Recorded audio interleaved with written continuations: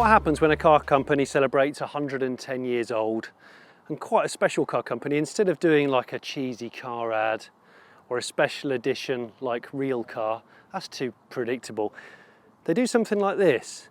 This is the Bugatti Baby II. Bugatti's not a normal car company, and they've commissioned what is effectively a 3/4 scale children's vehicle, or adults, a very expensive, handmade piece of history based upon one of their most iconic cars, the Type 35.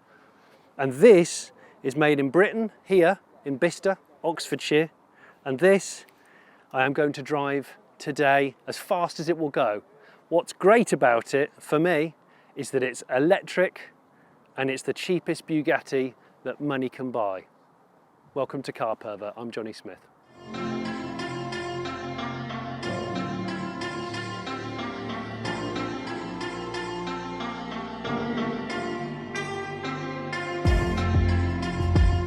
Back in the day, Type 35 was dominating races all over Europe, and Ettore decided to make a half-scale one for his youngest son, Roland. And Roland used to drive it around the chateau at Molsheim, and customers used to say, "Oh, can I have one of those? Can I have one of those?" He ended up making 500 of them, these little electric cars, and they were tiny. They were, if you were 8 years old, you'd sort of struggle to fit in it. This is a little bit bigger. We decided what we wanted to do is Bugatti asked us to come up with a new concept for the Baby. For their 110th anniversary. So we decided to do something a little bit bigger so that adults and children, or grandparents and grandchildren, could share the love of driving, and in a bigger scale. So we went to 75% scale, and it's halfway between the original Baby and the Type 35 itself. This one is it's hand-beaten aluminium, made by skilled craftsmen who like twigs and their pints of beer. And it's a hand-beaten aluminium. The design is identical to the original Type 35 at scale. We 3D scanned an entire car and all the components. The suspension geometry is exactly the same. It handles like an original car. It's as close as we can physically make it. We did admittedly chuck out the straight 8 engine and swap it for a electric powertrain at the back. Limited slip differential as well, just because we could. But yeah, it handles like an original. We made a slight adjustment to the kingpin angle to reduce tyre scrub, but that was it. Everything else handles as it should. So we do 3 levels. There's a composite car which has a 4 kilowatt powertrain, which is about 6 horsepower, something like that. That's the base model. Then there's the Vitesse, which is carbon fibre and has the full powertrain with a speed key, which I'll show you in a second. And then this is the top one. This is the pure sang, which has the aluminium body and the more powerful powertrain, the 10 kilowatts, which is about 14 horsepower powertrain. So some geekery. Bugatti badge here. First thing we made. It is a 75% reproduction of the solid silver badge on a Chiron. It's identical. The die is just a tiny bit smaller. There's 50 grams of solid silver there. It was their 110th anniversary. They wanted to do something a bit special, something a bit sort of fun, a bit more frivolous. So no, they asked us, and we've been working very closely all the way through. So they've signed off all the design, the specs, the concepts, everything like that. No, they've been incredibly supportive, and they've been involved from day one. They're over the moon with what we've pulled together, fortunately. So we've got, like the original, we've got rotary dampers. Those are a massive pain. We managed to find a brilliant supplier who can do the rotary dampers. The difference between this and the original is we've made them adjustable. So you can actually adjust the damping fore and aft. Okay. The leaf springs are a massive pain because no one makes leaf springs apart from Transits now. So we've found some guys up north who have done a brilliant job of reproducing those. We've got hydraulic drum brakes on all 4 wheels. Originally they were cable on the Type 35, and I wanted to be authentic. And then my engineering team, we tested XP1 with cable brakes. My engineering team told me I was an idiot because it didn't stop and it was lethal. So I eventually gave in, and we've got the hydraulics now. We use Michelin tyres because the Chiron uses Michelin tyres.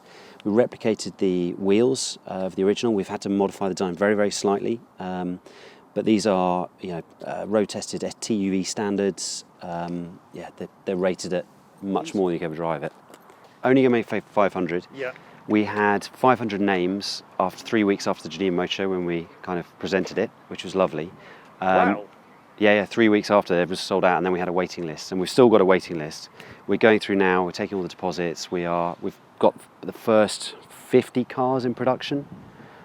People spec them up, all kinds of colours. There's amazing amounts of customization, and we had a couple of people pull out because of COVID. Understandably, things have changed, but generally we think we're sold out or very, very close to. There may be a couple of slots left, but we're pretty close to sold out. And when we make 500 of these, we're stopping. No more. There'll be no Baby 3. We are, well, maybe 90 years time, but we've got to leave a decent gap. I won't be doing it. Don't worry about that. I'll be long in the ground. Oh, this is nice touch. This was the petrol cap in the original car. So what we did is we made this out of billet aluminium, and we turned it to the charger cap. Wow. We thought that was a kind of a nice reference point. We were inspired. The original Type 35 had some pretty sticky pedals. So what we did is we designed our own using the Chiron as the reference point, and those are billet aluminium as well. They look great. You've got a sliding pedal box. We've got regen braking, which is quite nice. So you can actually drive it on a single pedal, but it's also, the brakes are massively over-spec'd as well. The limited, I think I mentioned we got limited slip diff because why not? We just thought we had the option to put it in, so we lobbed it in. We did the shakedown actually here at Bicester Heritage. We did the shakedown a couple of weeks ago, and Andy loved it because he's responsible for driving Bugatti's own Type 35 that they keep at Molsheim. Yeah. He loved it, but he gave us feedback. He said the throttle action, full on, full off, is fine. In the middle, it's non-linear, and he didn't like it. So we took it back, we recoded it, changed it up. We've got the speed key from the Chiron, which we kind of like. It's in the bit by the seat in the main car. But what we do, this one, you pull it out. This is unpainted. This is a prototype. But you flick it out, and then you turn the speed key to on. And that takes the top speed from 30 miles an hour to 42, and power from 4 to 10 kilowatts. This was the fuel pump on the original car, and what we did is it used to pump it to get fuel pressure, so we repurposed it. We didn't want anything fake, but we could repurpose, so we turned that into the forward neutral reverse. You've got the petrol gauge is now the battery. We put a power gauge in because famously the Veyron had a 1,000 horsepower power gauge. That's right. And we just added in a little thing that shows when you're using the regen as well. We replicated all the original fonts and even the needles from the Type 35. Yeah. The plaque is the same as the Veyron. That was designed by the Veyron. And actually the turned down aluminium dash, the original cars, they did different styles on each one. They're all different. So what we did as a reference point, we went to the Veyron, measured and got the pattern from the Veyron and replicated that on this car. So all the dashes had the same pattern as the original Veyron. We wanted a decent key bow. I didn't know this was called the key bow before, but we wanted a decent big key bow, which you can see the EB and the Baby II on there. And we tried to find the sexiest one, and we found the Pagani Zonda. So that was inspired by the Pagani Zonda. Okay, time to get in the Baby II. Of course, smaller people probably don't need to remove the steering wheel, but lanky folks, such as myself, do. Adjustable pedal box there, and there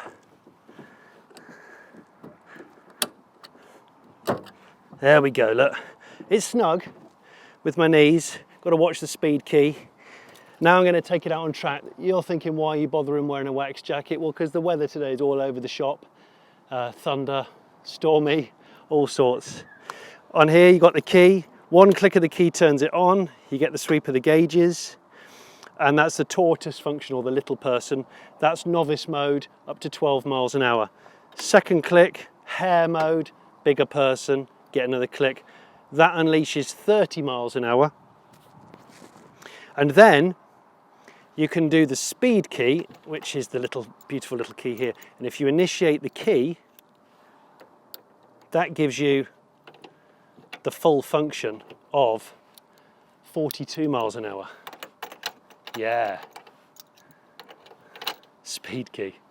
So there's elements of modern Bugatti like Chiron and Veyron, and there's elements, of course, of the Type 35 on which it's based. But the reason why they made it 3/4 scale is because half scale, like the original Baby I Bugatti, adults couldn't get in it, kids over about 9 years old couldn't get in it. So this kind of makes it more of a adult and child friendly machine.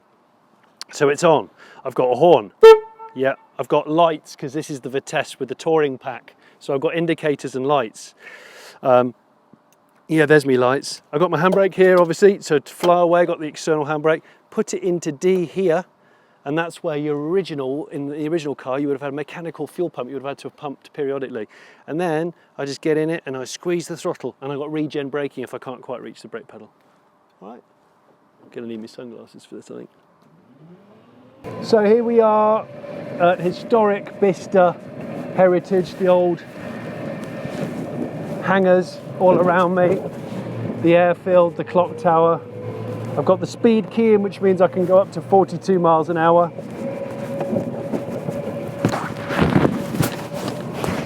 Right, let's join the track. Tally ho.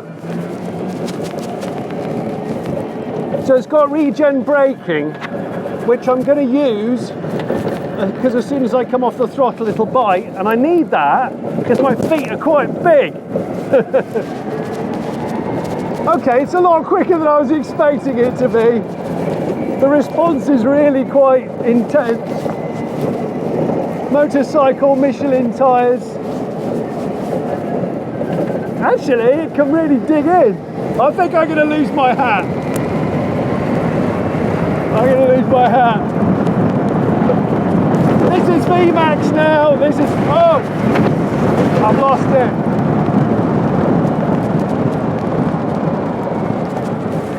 Well, I definitely know I was doing Vmax because I've lost my hat. I'm going to have to go back and get it. So if you want to know what 2.8 kilowatt hours of battery pack and 10 kilowatt motor with a limited slip diff, with a chassis and a body modelled on a Lyon winning Type 35 race car that was laser scanned, this is it. I feel very vulnerable. I feel very vulnerable indeed. I kind of like it. Here's my hat. There's my hat. Okay, do you want to do a 0 to 40 run? Ready? 3, 2, 1. That's quite punchy. That is quite punchy. Coming off the brakes into the corner. Yeah. Yeah. It really does hang on, you know. Despite being so narrow, I got no seatbelt on. Old school race style, hanging on with your core strength, what's left of it, and just really going for it, hugging the corners. There is suspension. I love it. I love it. This is it, 42. I can feel it's leveled out. Tyres about 6 inches from my elbow. Onto the brakes. Hydraulic drums, not cable, but it's okay. No mud guards, so just got splashed by a bit of a puddle. Been a bit rainy today. So you can change out the battery packs, of course. So potentially you could drive like this for as long as you want. When the batteries get low, pull over, a couple of straps out, new battery in. Limited slip diff. That little badge on the front is real solid silver. Oh no, rain. Am I going to stop? Am I? Got to tuck right in, that's not doing a damn thing. So this is the Vitesse model, a middle ranking car with the speed key. Down there, beautiful billet speed key.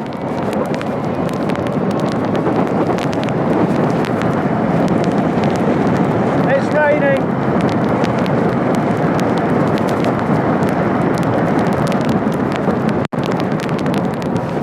If you've never been in an old car, you know, you've got the great thing about old open wheel cars is you feel so vulnerable, which is exciting even when you're doing 30 miles an hour. But this is no like kid's toy. It's not allowed to be called a kid's toy because it's 48 volts. Kids' toys are apparently only regulated up to 24. So although the people buying these may well be buying them for their kids, you've got to be quite handy behind the wheel as a kid. Because it's quite quick. It's a bit pokey. Got to be careful now, track's gone ever so damp. Oh man.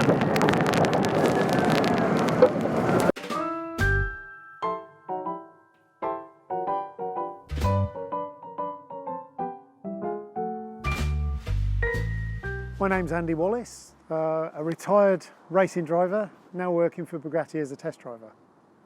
No, I'm very lucky I get to drive those cars a lot. However, we also, at the factory in Molsheim, we have a Type 35, which I quite regularly go out in. And and I'm really impressed with that car.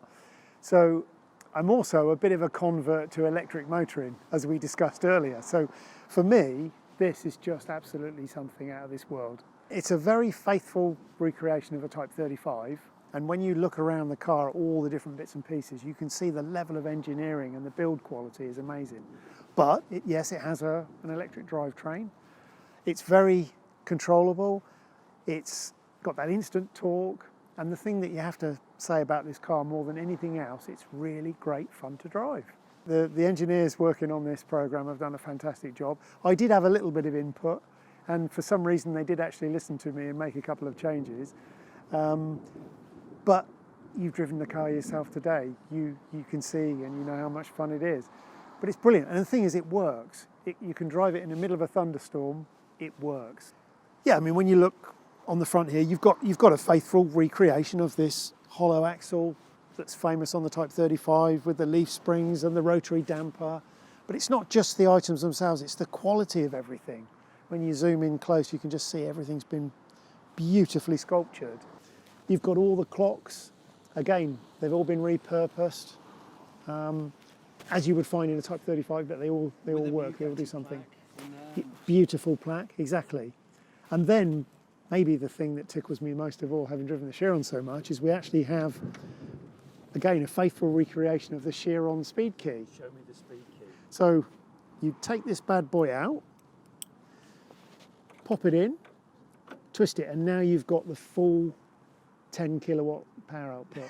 Yeah, and it's funny thing is, driving it in the dry all this morning when it was absolutely chucking it with rain, the balance, the front to rear balance is amazing, first of all, but the level of grip, you're right, it's more than you expect. And it's not just the grip level, it's actually the feel that you get through the steering wheel and through your backside when you're driving the car. Yeah. You can really understand where you are and how much grip you've got. I currently have an e-Golf, which I've done 60,000 miles in, and I absolutely love it to bits. Wow. But I have to qualify that because I'm very lucky. When I go to work, I jump in a Chiron. So now we've got the Speed Key in, which means you're going to get 13.4 horsepower. Remember, this is 230 kilos in weight, but it's pretty much, as Ben said, it's a laser scanned 25% reduced in every size version of the Type 35 Bugatti. They scanned a real car. It's not big enough for two. So the D is flashing blue, and that means the Speed Key is initiated, which means 42 miles an hour and 13.4 horsepower is unlocked. But of course it's electric, it's really smooth. The thing that amazes me is actually how well it grips. Michelin tyres, the same as a modern Bugatti, albeit they don't cost £7,000 a corner like the Veyron, last time I checked. No seat belts. Hold on to your hats, ladies and gents.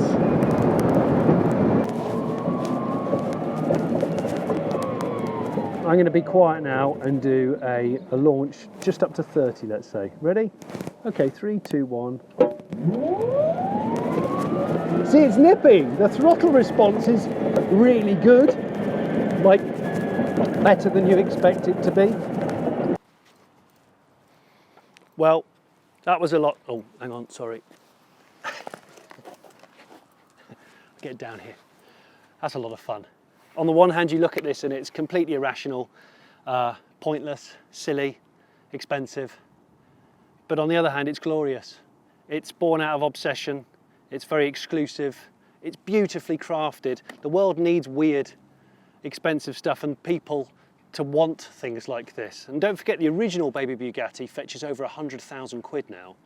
So actually, this is not bad value compared to that. What I love about it is that it marries two things, history and future propulsion. And it also is a fantastic excuse to get kids interested in historic cars and classic cars, and I think that is something that I am always going to be enthusiastic about. Also gives me a chance to drive a silly car to make a video for you. So thanks for watching. If you haven't already subscribed to Car Pervert, click the subscribe button. Click the bell icon actually if you want to be notified of when the new video comes out. I typically do a video every week unless I'm broken. Thanks for watching.